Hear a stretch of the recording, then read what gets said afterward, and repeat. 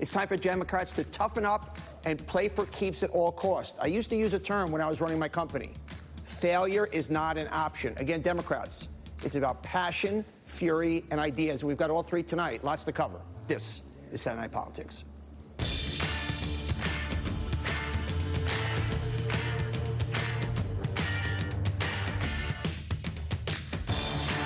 Sit watching our TVs while some local newscaster tells us that today we had 15 homicides and 63 violent crimes, as if that's the way it's supposed to be. We know things are bad, worse than bad. They're crazy. I want you to get up now. I want all of you to get up out of your chairs.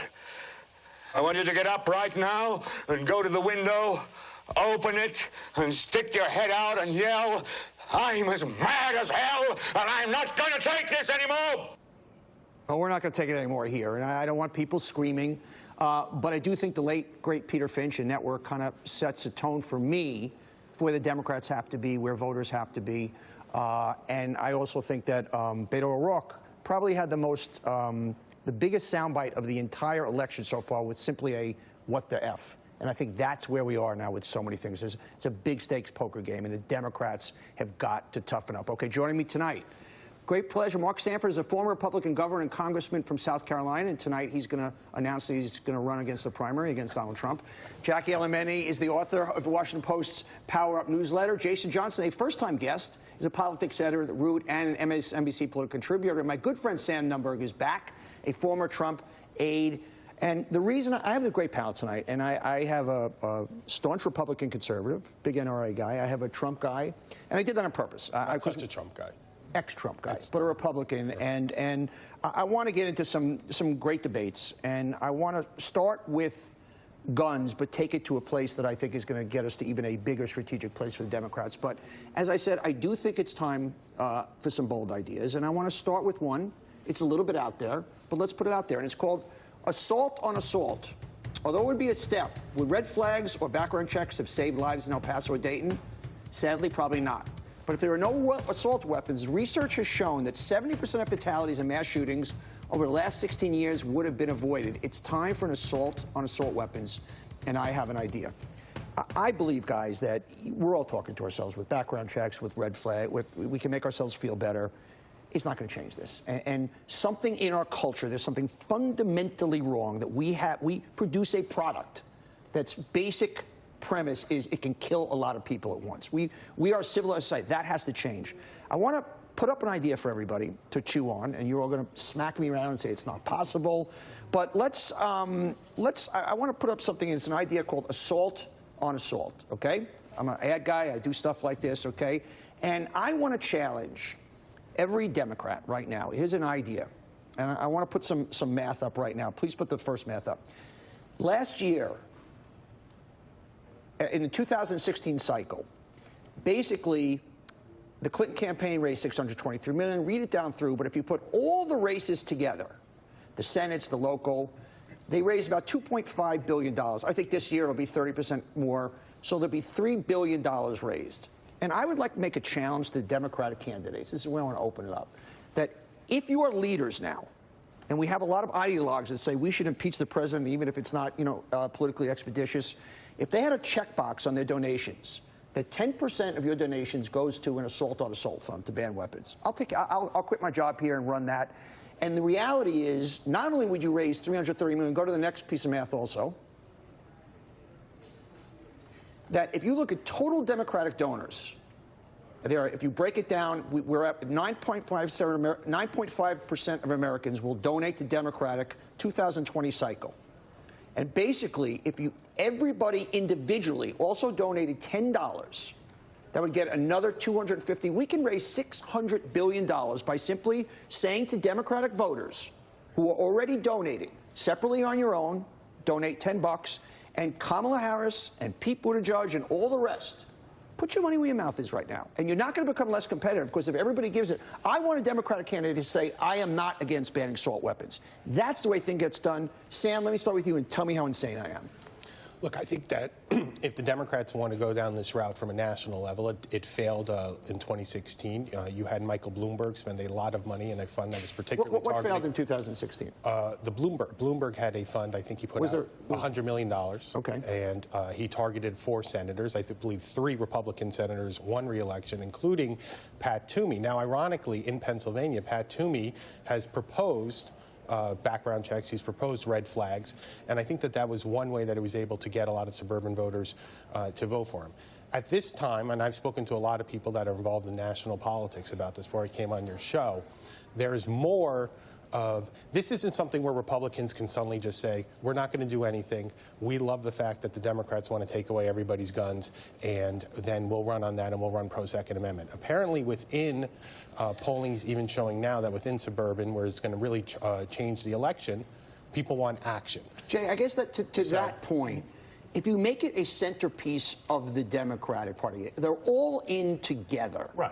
Force them to say, no, I'm not, and then force the Republicans to be the party of assault weapons, not the party of protecting the Second Amendment, not the party of gun rights, the party of assault weapons. Even if you make them the party of assault weapons, it doesn't matter, because Mitch McConnell's not going to change anything. Like, there's an electoral part of this, and then there's an actual legislative part. Tim Ryan can take a caravan of victims that he's been talking about this week, take them to Mitch McConnell's front door, wave bloody flags, show all the children who have died.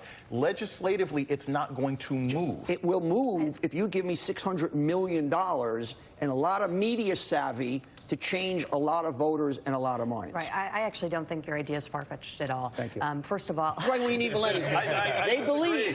They believe. Well, and it comes down to the women vote. That's another segment. First of Thank you all, for teasing. I think that the effect that the assault weapons ban had on the '94 election was greatly over-exaggerated. 25 years ago, by the way, also, okay? Right. They would buy same-sex marriage. How would that have worked 25 years ago, okay? Right. Secondly, contrary to what Trump's been saying, there is a political appetite for an assault weapons ban.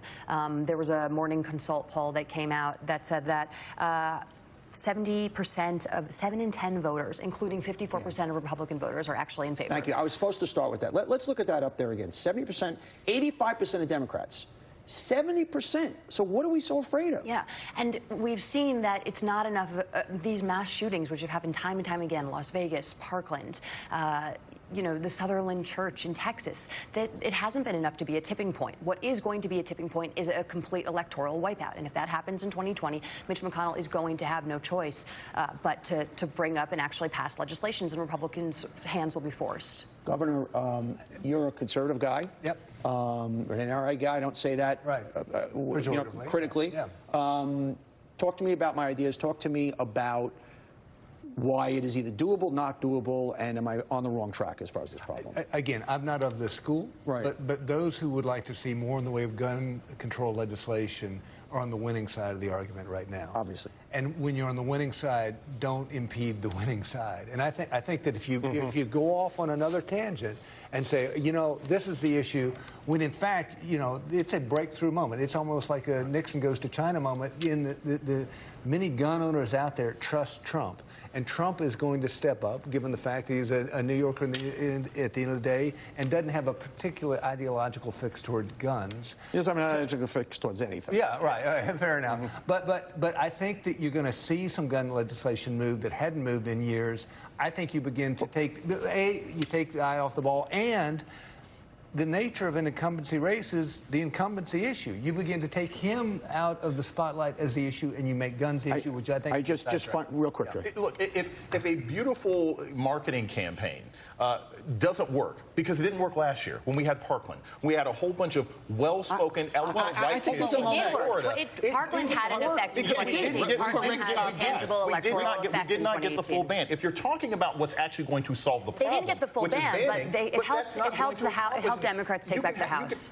The Democrats are going to take back the House anyway, so that's not really an issue. It was beneficial because it got the issue out there, but if you're talking about actually solving the problem as opposed to making people feel good, it won't be enough. It won't be enough unless the Democrats take control of the Senate, and that's not going to happen in 2020. I think, and I want to just move into the next topic because it's related to this, I see the word assault, and I see assault weapons as a symbol to use. Let me go back, and I'll come back to the other area. Assault, speaking of assault, that very word may be the strategic key for Democrats taking back the White House and maybe even the Senate.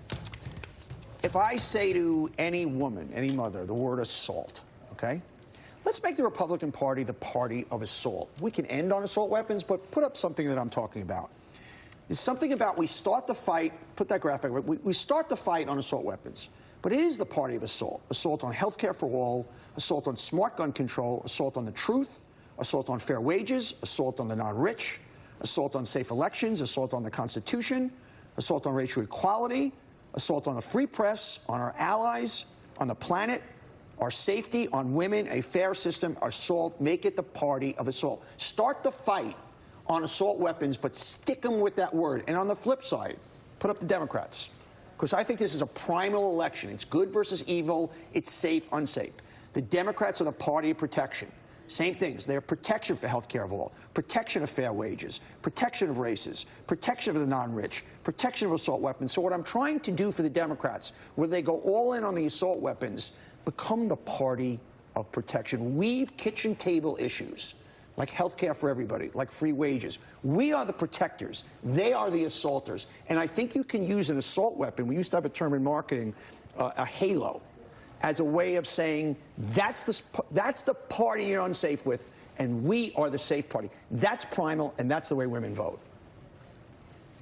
Millennial, help me. No, I mean, I think there's obviously this really important 20% of swing voters that are going to be crucial to Trump's election, and there has been a confluence to Trump losing the election. There's this 35% of voters who are fixed Trump voters, 45% who are opposed to Trump no matter what, and these swing voters, by the way, now these swing voters consist of a lot of women, these suburban women, who have already been recoiling at a lot of Trump's language, his attacks, his racist attacks on the squad, and a lot of his language. And I think this further ameliorates his standing with them. But Sam, also, we are in such a weak position that we have to worry about suburban women for this. You should be terrified. Right. Sam, there's something going on. One of our producers told me she was in Times Square last week when the car backed up and people thought it was. Right. That's the way we're living now. Democrats need to hit that nerve. That is a bigger driver than single-payer insurance. Well, look, it always has been. And you have some people, Elizabeth Warren sort of talked about this in the last debate. The Republicans are trying to take this stuff from you. And people hate when they think that something is being taken from them. So that was a good move. Whoever ends up being the Democratic nominee is pretty much going to take what this message is that you're talking about. But we're not there yet. And we have to see which person, because it's not just about protection, right? Protection sounds good, but I got to believe that you'll protect me. Right? Do I believe that Pete Buttigieg will protect me? Do I believe he'll protect me the same way Joe Biden will? Do I believe that Kamala Harris will protect me the same way? Because right now, 53% of white women think that Donald Trump, who grabbed women in the vagina and brags about it, will still protect them from invading hordes of Black Lives Matter and people at the border and queers, right? Yep. That's what we're still dealing with, that guttural anger and fear that the country is being taken away from white folks. And Donald Trump, so long as he can still tell white America that I will protect you from these changes, he'll still be a greater protector in their minds than any Democrat who's running. And I think you're onto something. I went and grabbed my wallet, which is when you talk about protection and assault, the $94 question out there for a lot of voters still, particularly on the Republican side, is, yeah, there are a lot of proposals out there with regard to protection on the Democratic side, but how do you pay for them? Well, that's the Republican. My problem is if I say to a voter, I'm going to protect you. They're assaulting your health care. I'm going to protect you. You're reversing the argument. Yes. You're reversing the argument, so it's smart. You make them the party of tactic. assault. So you start with assault weapons, and with my grand idea, which is probably too out there, but you put the lapel, it is the party of assault is a bigger word than hate, and it's a bigger word than racism. Okay, let's just move on. Donald McConnell. Yes, I just said it. Message to the Democrats. The ticket you should be running against is not Trump Pence. It's Donald McConnell. Okay, let's put up a nice, fun visual so everybody can get excited about something. I want to show. Ooh, oh, wow. Kids, you ran right there. Now, I do that. I know, guys, I'm sorry if you haven't eaten your dinner yet. That is going to be tough to swallow. But I do that not in jest, in that another interesting Democratic strategy is to tie those guys together. I mean, Mitch McConnell is, with Democratic voters, has a 9% approval rating. He's got a 36% approval rating with his own folks, 36. He stands for everything that's wrong in Washington. So you like Trump, but he is Washington. And whether it's not standing up for free elections, not protecting us from Russia, put those guys together. They are one and the same. Mark, what do we think? Again, I think an interesting marketing idea because you're a great marketing mind. But Everything is politics is marketing. Yeah, but at the end of the day, why waste a lot of time on McConnell when you already got a villain? I mean, in terms of raw politics, you've got a villain, and the idea of educating, because most folks out there, believe it or not, still don't know who in the world McConnell is. Exactly. And they're like, well, that's a guy in the Senate. Who's he exactly? Well, I'll tell you what it does. On one hand, it kind of weakens Trump because, oh, wait, you got a partner in this?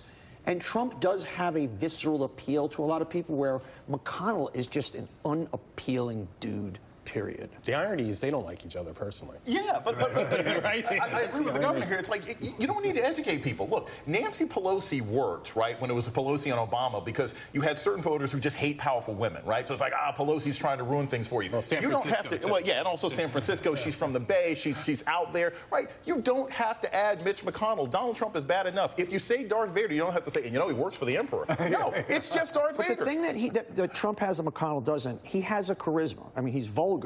He has a entertainment quality. Right. We all know, I won't have to go through what Donald Trump has and hasn't. McConnell is the embodiment of swamp. And so you're putting the swamp thing with the swamp and let them separate each other from each other. But the issue is he already there? I mean, you saw it in the congressional district I used to represent. Suburban moms turned out in droves based on Trump. And so I don't think you need a new villain. Yeah. I mean, McConnell was mentioned far more than Pence during the past 2 Democratic debates, and there is a clear synergy there. I mean, Trump's agenda would not. It wouldn't exist without McConnell.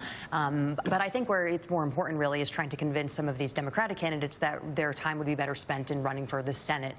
Because if Democrats do take back the House, how much can they actually get passed if the Grim Reaper is still in office? I guess that's part of it. You make McConnell the face of every Senate could, race. Also, by putting it up there as part of the presidential He could bring race. down Republican Completely. senator candidates. Well, I mean, That's the way the that- beauty of it. If you're Hickenlooper, like if you're Hickenlooper, You guys are then, slow. You get there eventually. Yeah. That would be good. no. If From a Beto had national decided point of this view. week that, hey, I'm Beto. going to flip the script. I joked about this with some friends of mine. It would be amazing to me. We want a viral moment. If Beto makes it to the debate in Houston, then walks on stage like, you know what, I'm out, running for the Senate. Just drops the mic. Everybody would think it was amazing and obnoxious, but he could march right into the That would be Senate. the only way he'd be able to salvage. 'Cause Exactly. Had he That's a decided great to move. run for the Senate, Texas would have been, from the very beginning. That is a brilliant idea. If he stood up as a swing state. patriot and Yeah. said And to that's a anybody fact. else who's running, that's, I guess, the whole point of all. At Houston. No, in and Houston, Democrats have got to get in debate. together. You have to wonder if this shooting has changed Beto's mind. I mean, he has clearly been really emotional, really raw, and really angry. And I mean, I don't know if his campaign has come to grips with reality yet, that he's not really registering in the polls, but that seems like it'd be the wise move here. But it's not just Beto. It's Hickenlooper, as you said. It's Steve Bullock. It's a lot of people who it's not beating Mitch McConnell in Kentucky. Right. It's taking all these other We're going to swing move on. states. Jay, you earned your sandwich with that one. You pay sandwiches if you can become still ahead. The Ross Manifesto, billionaire Steve